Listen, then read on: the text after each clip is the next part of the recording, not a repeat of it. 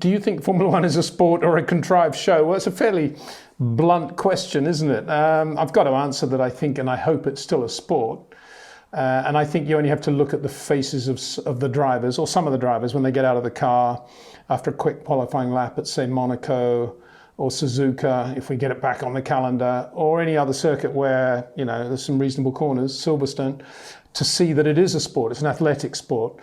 It's a technology thing as well. And we saw how well Formula One adapted to the COVID crisis by going beyond its normal boundaries and using its technology to be very helpful to the rest of the world. So in that sense, it's technical and it's athletic.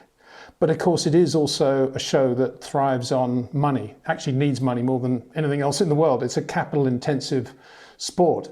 And because of that, we're constantly being bombarded with elements that would make it more of a show than a sport. I don't know whether you're getting at Abu Dhabi particularly there, Thomas, or whether you're just looking at Formula One as a whole. But there's no question that there are enough strings in Formula One, technically, athletically, politically, ego-wise, money-wise, for a number of puppet controllers to be able to pull those strings. And that's why I think a lot of people would say, well, it's a show and it's not a pure sport, or it's not very technical these days, or it's too technical and the cars dominate. All these arguments go on. I'm not really giving you a clear answer other than to say that it is a show, but it's also a sport and it's also a technical enterprise, and it's a mixture of all of them, sometimes too much of one element and not enough of another from year to year. But, you know, it is what it is, as Michael Schumacher said many times. Ikfria, thank you, Ikfria. Thank you for starting this Q&A. It's good to be chatting in the afterglow of an amazing 2021 season. Well, it's very nice. We had a number of very nice complimentary messages. Thank you for those. Yeah, it is fun, actually. I love interacting with your brains out there, because much better than mine, that's for sure. And you've come up with some great ideas already. And there's some more coming up in this video, actually, interesting comments. Michael Welsh, so did Mercedes and Lewis lose the championship because they didn't stop for new tyres at the end in Abu Dhabi? Well, yeah, I mean, obviously that is exactly what happened. Had they gone in for new tyres, then they probably would have won the championship. But the reason they didn't do that is because the rules suggested that it was not worth doing it. There was no way in the world a safety car was going to clear that race and allow a one-lap race to be driven. And so what was the point? They were going to finish it under the safety car conditions. And that's the basis on which Mercedes took the decision not to bring Lewis in. Of course, there was the business of track position as well, and had Lewis gone in, would Max have stayed out?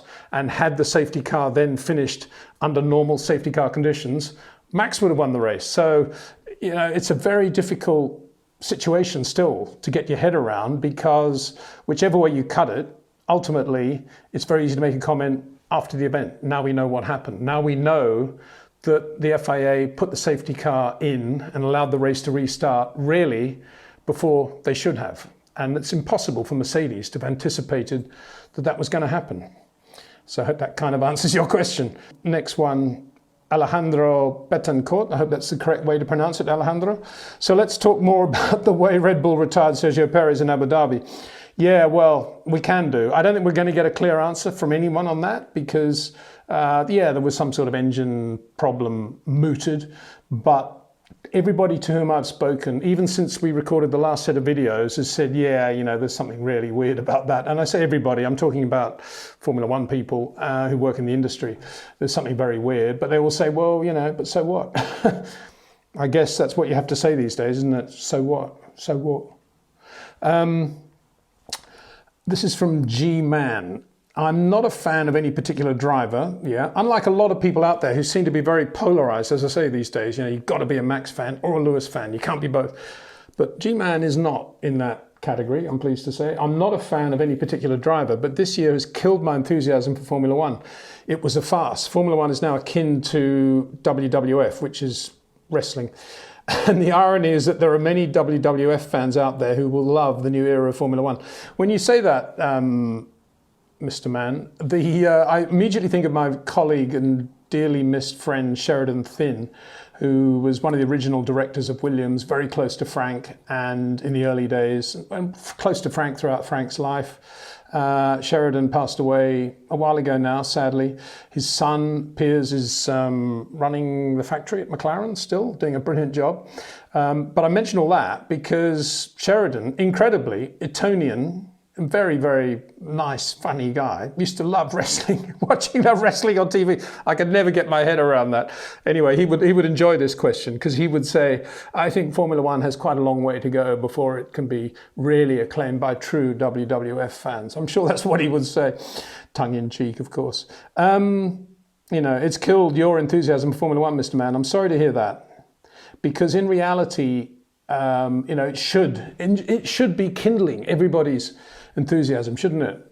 Championship endings like that and all the stuff that's going on. And, Bernie would be the first to say that even if there is, corruption or cheating or whatever it is, it's all good stuff. It's good headline grabbing stuff. I don't know. I don't know what to say about that really, other than I think we are, there's a whole new audience out there watching Formula One these days, probably.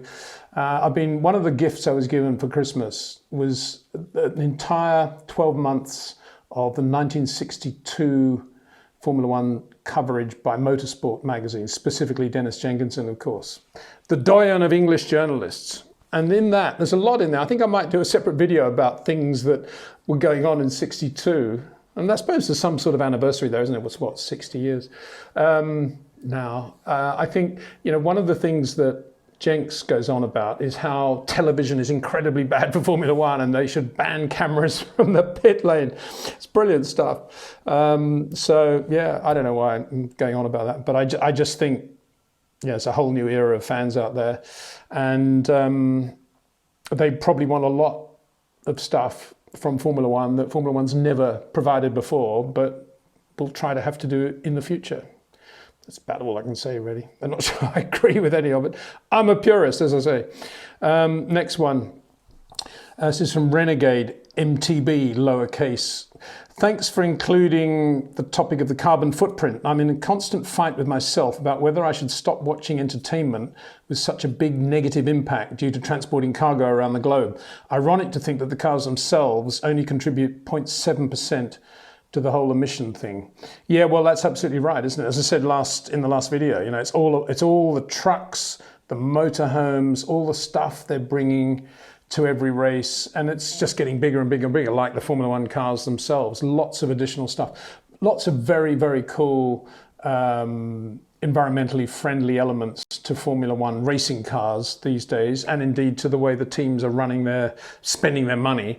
But all the peripheral stuff is just horrendous, really. And before the 2020 Australian Grand Prix, just after we'd heard that it was cancelled, I did a video saying that I hope we're going to see more races taking place at the same racetrack over, say, 3 weekends, because this is a way of reducing the carbon footprint dramatically.